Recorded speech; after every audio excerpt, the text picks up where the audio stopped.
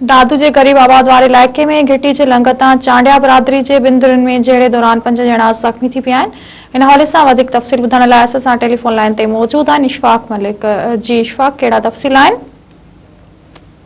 ॿुधाईंदो हलां त दादू ए सेक्शन थाणे जी हद गरीबाबाद में घिटी जे लंघता चांडिया बिरादरी जे ॿिनि धुरियुनि में झेड़ो थी पियो आहे। झेड़े जे दौरान ॿिन्ही धुरियुनि पारां हिक ॿिए जे मथां लठियुनि कुहाड़ियुनि ऐं स्रोटनि जो इस्तेमालु कयो वियो आहे, जंहिंजे दौरान ॿिन्ही धुरियुनि जा 5 ॼणा जेको आहे सख़्तु ज़ख़्मी थी पिया, जिन खे फौरी तौर ते इलाज लाइ सिविल अस्पताल दादू मुंतक़िल कयो वियो, जॾहिं त ॿिन्ही धुरियुनि जा ज़ख़्मी सिविल अस्पताल हुअण जे करे छिकताण वधी वई।